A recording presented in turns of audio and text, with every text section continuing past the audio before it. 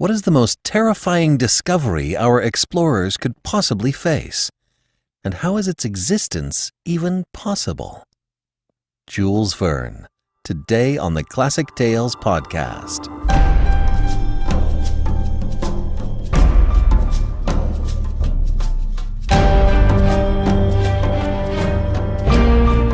Welcome to the Classic Tales podcast. Thank you for listening.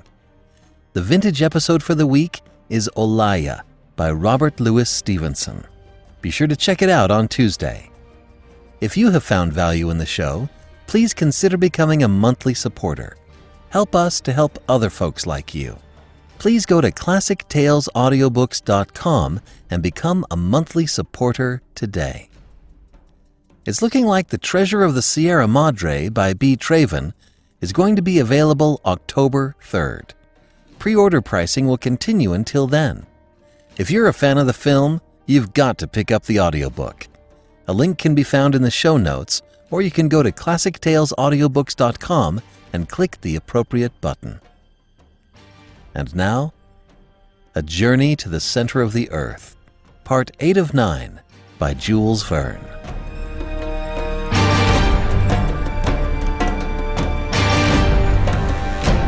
Chapter 37, The Liedenbrock Museum of Geology.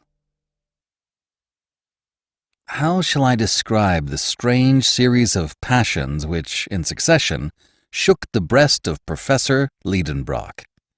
First, stupefaction, then incredulity, lastly, a downright burst of rage.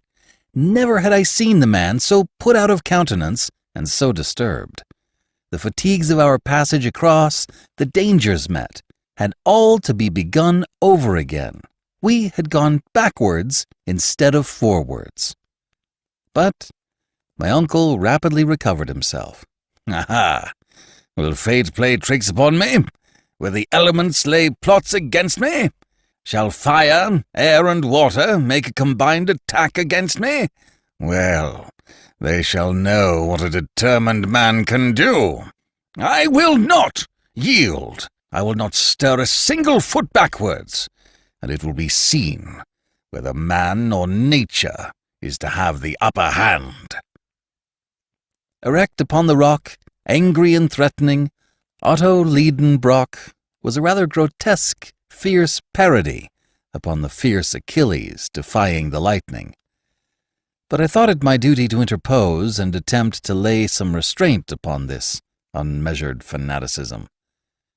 "Just listen to me," I said firmly. "Ambition must have a limit somewhere. We cannot perform impossibilities. We are not at all fit for another sea voyage. Who would dream of undertaking a voyage of 500 leagues upon a heap of rotten planks, with a blanket in rags for a sail, a stick for a mast, and fierce winds in our teeth? We cannot steer. We shall be buffeted by the tempests, and we should be fools and madmen to attempt to cross a second time." I was able to develop this series of unanswerable reasons for 10 minutes without interruption. Not that the professor was paying any respectful attention to his nephew's arguments, but because he was deaf to all my eloquence. "To the raft!" he shouted. Such was his only reply.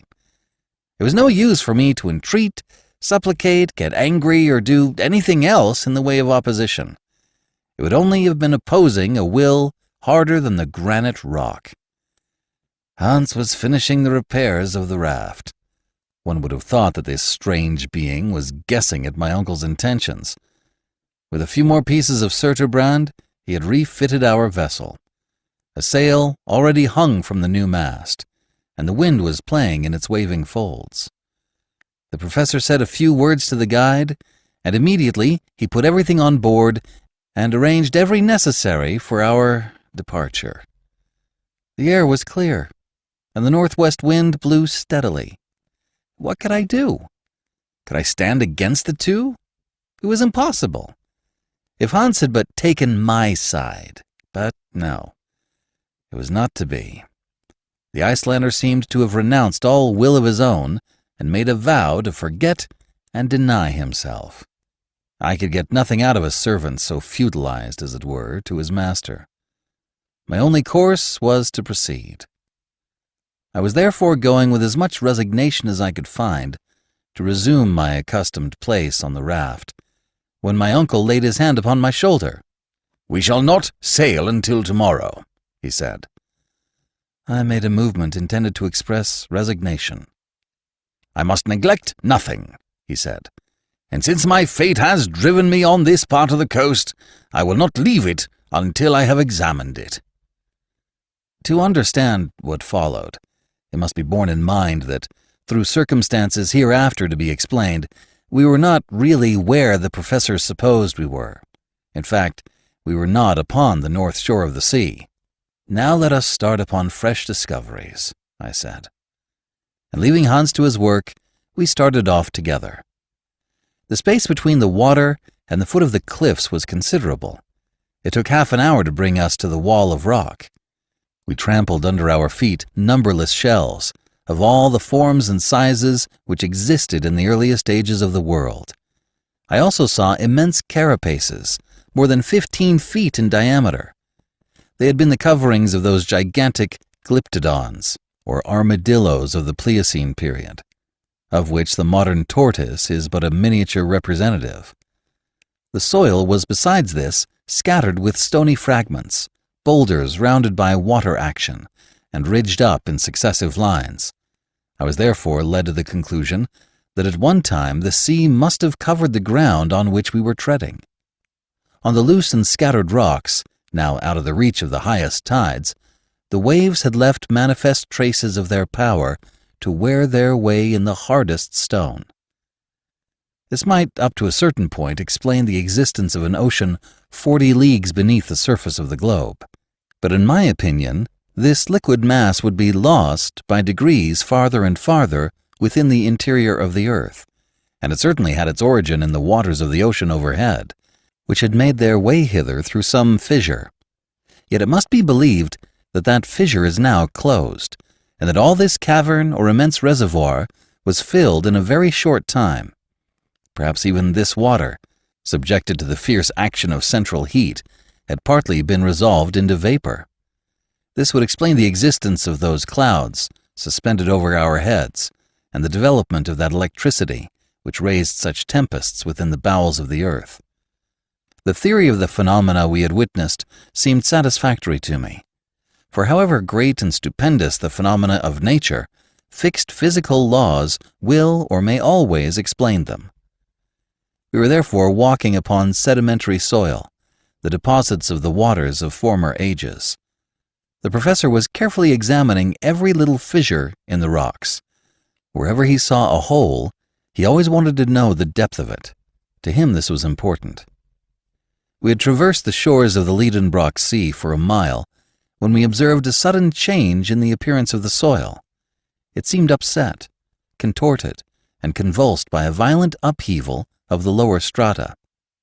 In many places, depressions or elevations gave witness to some tremendous power effecting the dislocation of strata. We moved with difficulty across these granite fissures and chasms, mingled with silex, crystals of quartz, and alluvial deposits, when a field, more than a field, a vast plain, of bleached bones lay spread before us. It seemed like an immense cemetery, where the remains of 20 ages mingled their dust together. Huge mounds of bony fragments rose stage after stage in the distance. They undulated away to the limits of the horizon and melted in the distance in a faint haze. There, within 3 square miles, were accumulated the materials for a complete history of the animal life of ages, a history scarcely outlined in the 2 recent strata of the inhabited world. But an impatient curiosity impelled our steps, crackling and rattling.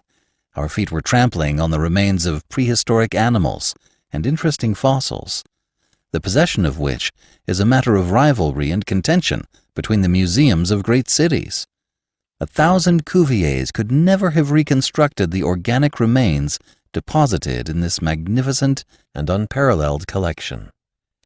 I stood amazed. My uncle had uplifted his long arms to the vault which was our sky. His mouth gaping wide, his eyes flashing behind his shining spectacles, his head balancing with an up and down motion, his whole attitude denoted unlimited astonishment. Here he stood, facing an immense collection of scattered Leptotheria, Mericotheria, Lophiodia, Anoplotheria, Megatheria, mastodons, Protopithecae, pterodactyls, and all sorts of extinct monsters here assembled together for his special satisfaction. Fancy an enthusiastic bibliomaniac suddenly brought into the midst of the famous Alexandrian library, burnt by Omar, and restored by a miracle from its ashes. Just such a crazed enthusiast was my uncle, Professor Liedenbrock. But more was to come, when, with a rush through clouds of bone dust, he laid his hand upon a bare skull, and cried with a voice trembling with excitement, "Axel! Axel! A human head!" "A human skull?" I cried, no less astonished.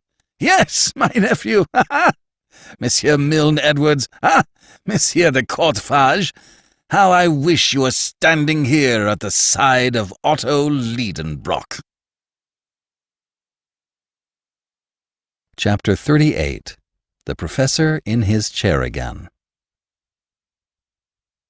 To understand this apostrophe of my uncle's, made to absent French savants, it will be necessary to allude to an event of high importance in a paleontological point of view, which had occurred a little while before our departure. On the 28th of March, 1863, some excavators working under the direction of Monsieur Boucher de Perthes in the stone quarries of Moulin-Quignon, near Abbeville, in the department of Somme, found a human jawbone 14 feet beneath the surface. It was the first fossil of this nature that had ever been brought to light. Not far distant were found stone hatchets and flint arrowheads, stained and encased by lapse of time with a uniform coat of rust. The noise of this discovery was very great, not in France alone, but in England and in Germany. Several savants of the French Institute, and among them Messrs. Milne Edwards and de Courtefage, saw at once the importance of this discovery, proved to demonstration the genuineness of the bone in question, and became the most ardent defendants in what the English called this trial of a jawbone. To the geologists of the United Kingdom, who believed in the certainty of the fact, Messrs. Falconer, Busk, Carpenter, and others, scientific Germans, were soon joined, and amongst them the forwardest, the most fiery, and the most enthusiastic was my uncle Liedenbrock. Therefore, the genuineness of a fossil human relic of the Quaternary period seemed to be incontestably proved and admitted. It is true that this theory met with the most obstinate opponent in Monsieur Elie de Beaumont. His high authority maintained that the soil of Moulin-Quignon was not diluvial at all, and was of much more recent formation, and, agreeing in that with Cuvier, he refused to admit that the human species could be contemporary with the animals of the Quaternary period. My uncle Liedenbrock, along with the great body of the geologists, had maintained his ground, disputed and argued, until Monsieur Elie de Beaumont stood almost alone in his opinion. We knew all these details, but we were not aware that since our departure the question had advanced to farther stages. Other similar maxillaries, though belonging to individuals of various types and different nations, were found in the loose grey soil of certain grottos in France, Switzerland, and Belgium, as well as weapons, tools, earthen utensils, bones of children and adults. The existence, therefore, of man in the Quaternary period seemed to become daily more certain. Nor was this all. Fresh discoveries of remains in the Pliocene formation had emboldened other geologists to refer back the human species to a higher antiquity still. It is true that these remains were not human bones, but objects bearing the traces of his handiwork, such as fossil leg bones of animals sculptured and carved evidently by the hand of man. But, at one bound, the record of the existence of man receded far back into the history of the ages past. He was a predecessor of the mastodon. He was a contemporary of the southern elephant. He lived 100,000 years ago, when, according to geologists, the Pliocene formation was in progress. Such then was the state of paleontological science, and what we know of it was sufficient to explain our behavior in the presence of this stupendous Golgotha. Anyone may now understand the frenzied excitement of my uncle when, 20 yards farther on, he found himself face to face with a primitive man. It was a perfectly recognizable human body. Had some particular soil, like that of the cemetery Saint-Michel at Bordeaux, preserved it thus for so many ages? It might be so.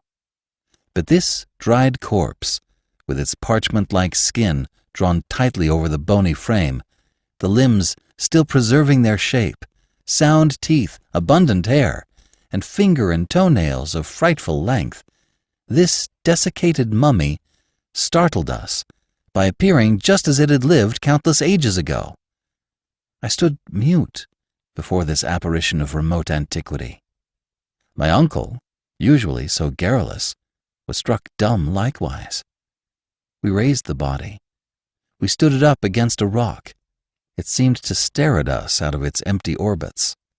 We sounded with our knuckles his hollow frame. After some moments' silence, the professor was himself again. Otto Liedenbrock, yielding to his nature, forgot all the circumstances of our eventful journey, forgot where we were standing, forgot the vaulted cavern which contained us. No doubt, he was in his mind back again at his Johanneum, holding forth to his pupils, for he assumed his learned air, and addressing himself to an imaginary audience, he proceeded thus. Gentlemen, I have the honor to introduce to you a man of the Quaternary, or post-tertiary system. Eminent geologists have denied his existence. Others, no less eminent, have affirmed it. The St. Thomases of paleontology, if they were here, might now touch him with their fingers, and would be obliged to acknowledge their error. I am quite aware that science has to be on its guard with discoveries of this kind. I know what capital enterprising individuals like Barnum have made out of fossil men.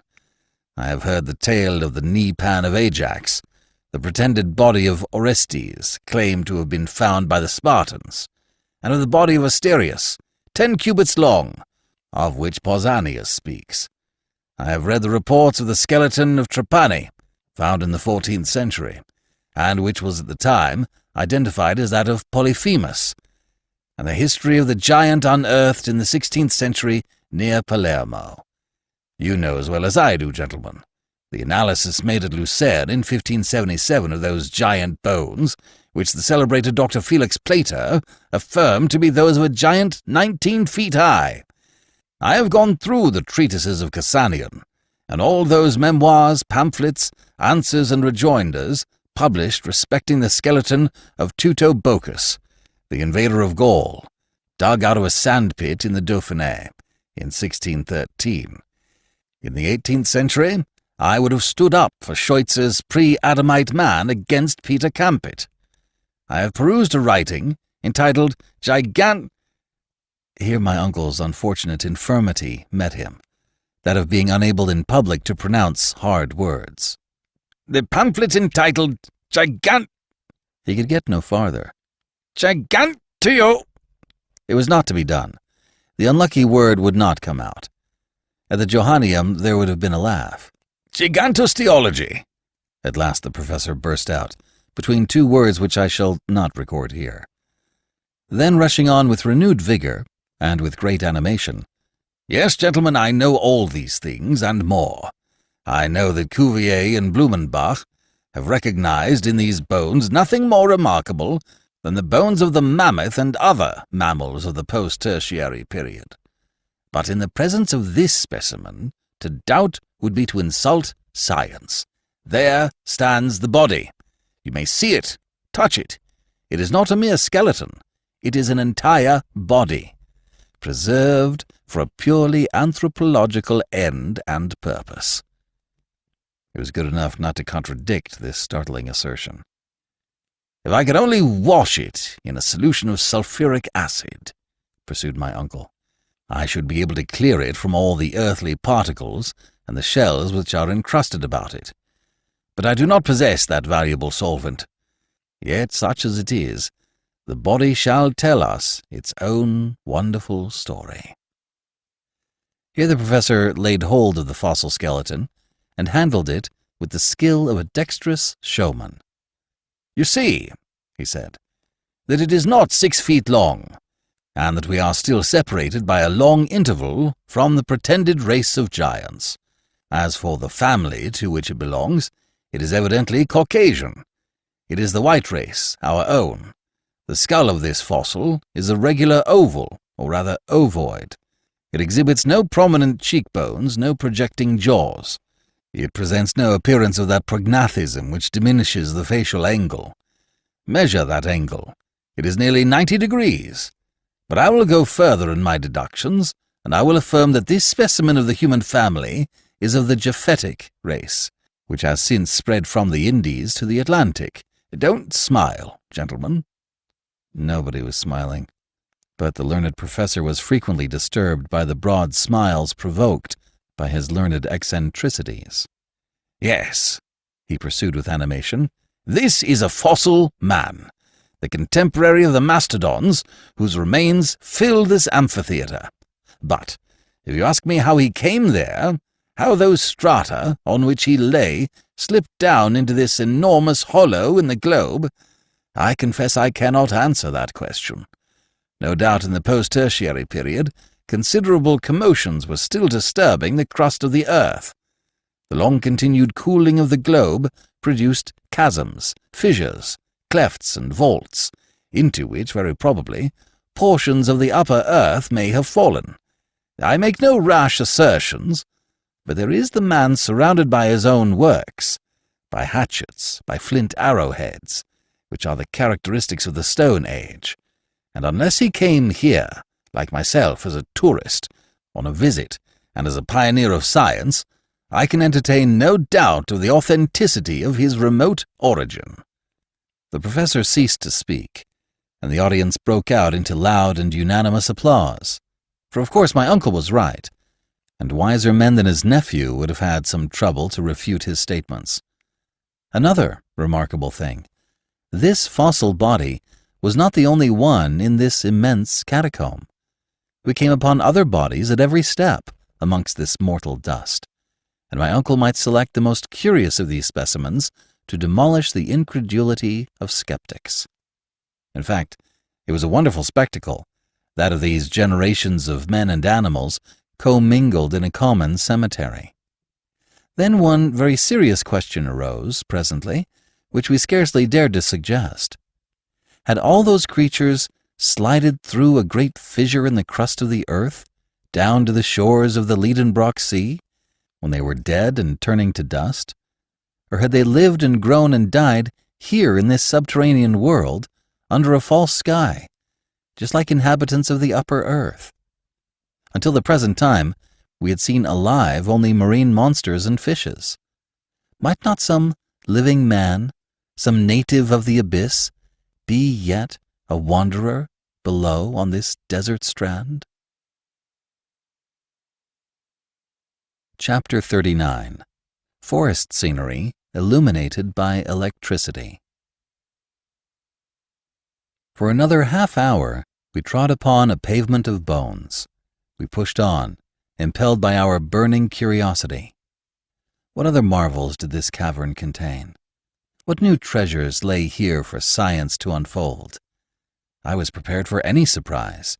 My imagination was ready for any astonishment, however astounding.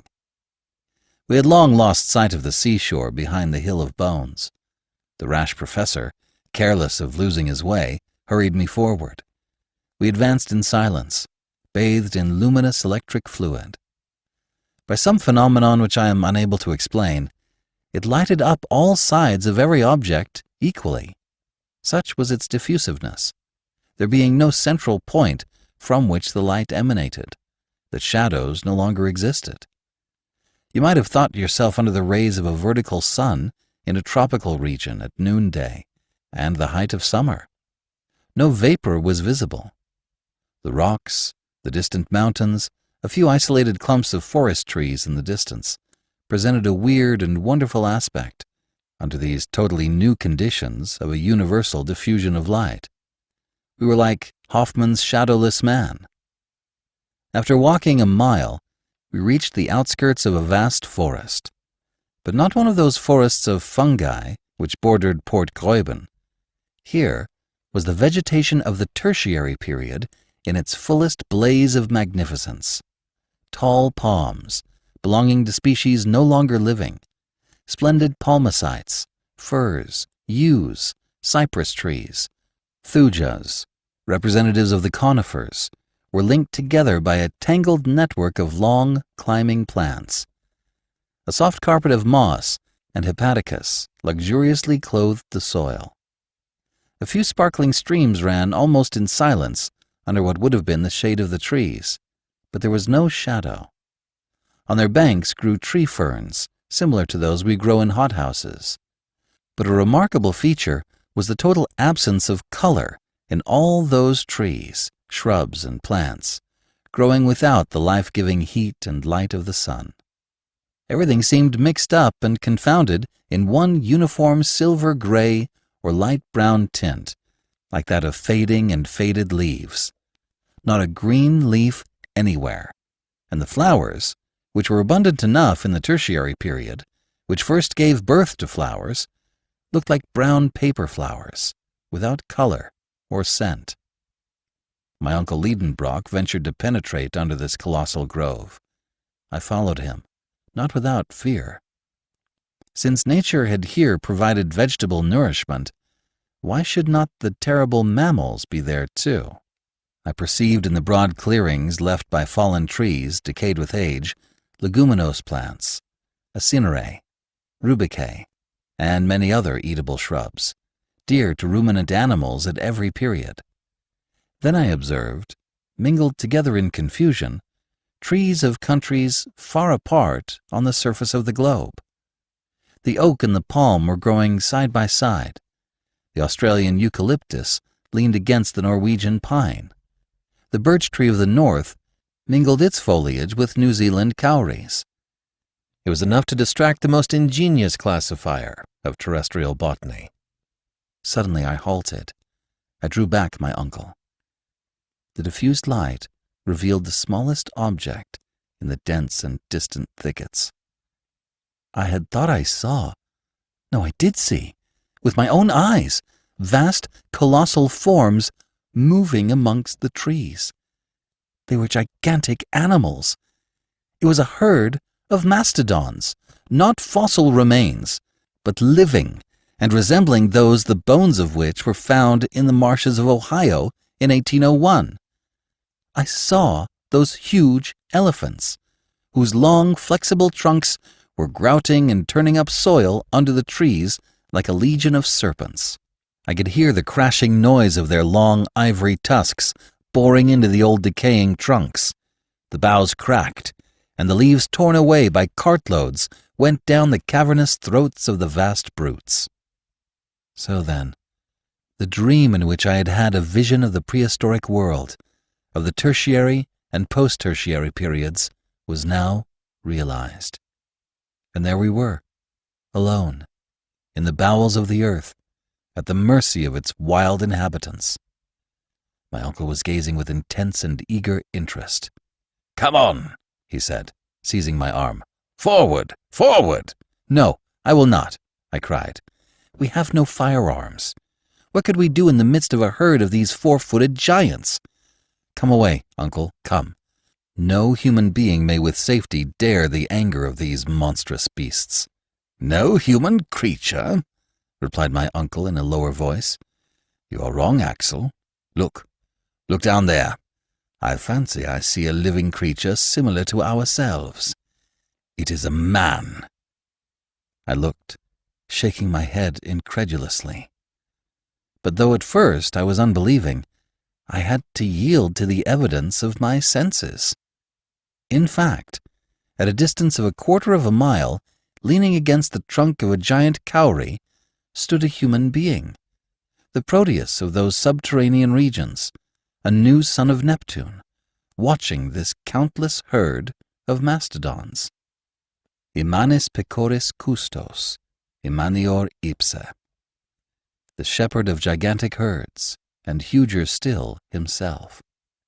Yes, truly, huger still himself. It was no longer a fossil being like him whose dried remains we had easily lifted up in the field of bones. It was a giant, able to control those monsters. In stature, he was at least 12 feet high. His head, huge and unshapely as a buffalo's, was half hidden in the thick and tangled growth of his unkempt hair. It most resembled the mane of the primitive elephant. In his hand, he wielded with ease an enormous bow, a staff worthy of this shepherd of the geologic period. We stood petrified and speechless with amazement. But he might see us. We must fly. "Come, do come," I said to my uncle, who for once allowed himself to be persuaded. In another 1/4 of an hour, our nimble heels had carried us beyond the reach of this horrible monster. And yet, now that I can reflect quietly, now that my spirit has grown calm again, now that months have slipped by since this strange and supernatural meeting, what am I to think? What am I to believe? I must conclude that it was impossible that our senses had been deceived, that our eyes did not see what we supposed they saw. No human being lives in this subterranean world. No generation of men dwells in those inferior caverns of the globe, unknown to and unconnected with the inhabitants of its surface. It is absurd to believe it.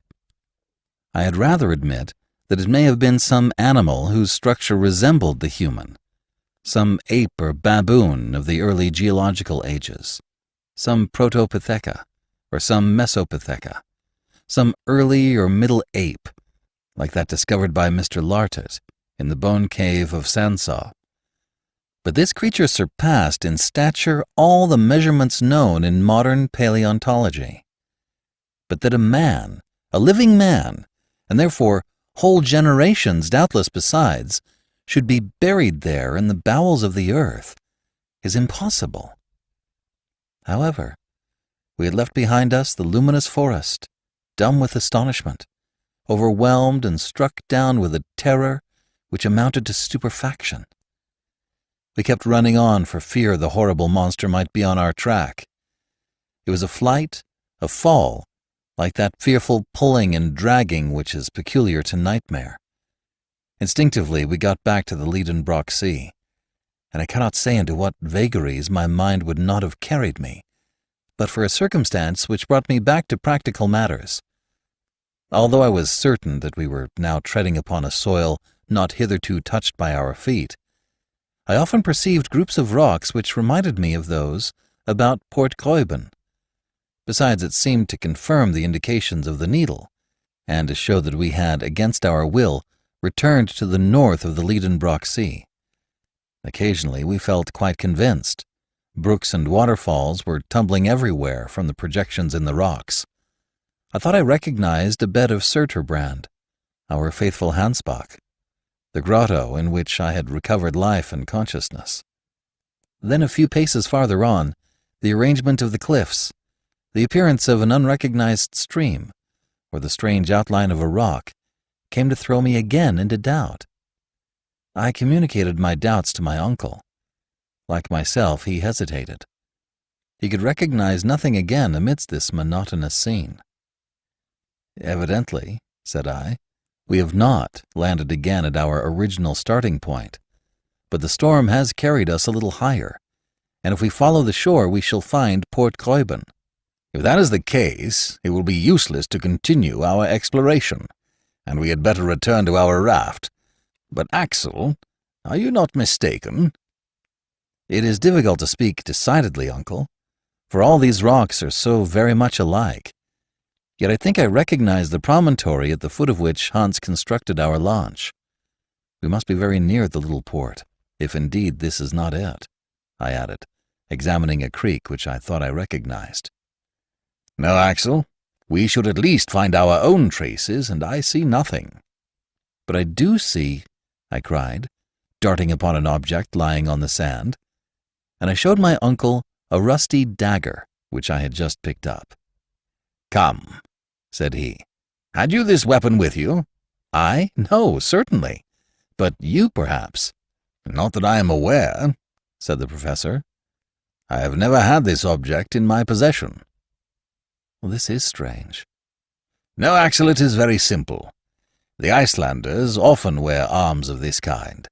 This must have belonged to Hans, and he has lost it." I shook my head. Hans had never had an object like this in his possession. "Did it not belong to some pre-Adamite warrior?" I cried. "To some living man, contemporary with the huge cattle driver? But no, this is not a relic of the Stone Age. It is not even of the Iron Age. This blade is steel." My uncle stopped me abruptly on my way to a dissertation which would have taken me a long way, and said coolly, "Be calm, Axel, and reasonable. This dagger belongs to the 16th century. It is a poniard, such as gentlemen carried in their belts to give the coup de grace. Its origin is Spanish. It was never either yours or mine or the hunter's, nor did it belong to any of those human beings who may or may not inhabit this inner world. See, it was never jagged like this by cutting men's throats. Its blade is coated with a rust neither a day, nor a year, nor 100 years old." The professor was getting excited according to his wont, and was allowing his imagination to run away with him. "Axel, we are on the way towards the grand discovery. This blade has been left on the strand for from 1 to 300 years, and has blunted its edge upon the rocks that fringe this subterranean sea." "But it has not come alone. It has not twisted itself out of shape. Someone has been here before us." "Yes, a man has." "And who was that man?" "A man who has engraved his name somewhere with that dagger. That man wanted once more to mark the way to the center of the earth. Let us look about. Look about!" And wonderfully interested, we peered along the high wall, peeping into every fissure which might open out into a gallery. And so we arrived at a place where the shore was much narrowed. Here the sea came to lap the foot of the steep cliff, leaving a passage no wider than a couple of yards. Between two boldly projecting rocks appeared the mouth of a dark tunnel. There, upon a granite slab, appeared two mysterious graven letters, half eaten away by time. They were the initials of the bold and daring traveler. "A.S.," shouted my uncle. "On Saknussemm! On Saknussemm everywhere!"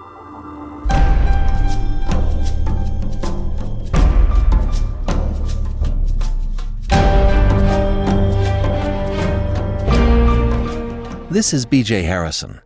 I hope you've enjoyed this unabridged production of A Journey to the Center of the Earth, Part 8 of 9 by Jules Verne. If you've enjoyed this episode, please become a supporting member by going to classictalesaudiobooks.com and clicking the appropriate button. And thanks for pitching in. Thank you for joining me today and allowing classic literature to awaken your better self. Please join me next time, and we'll rediscover the greatest stories ever put to paper.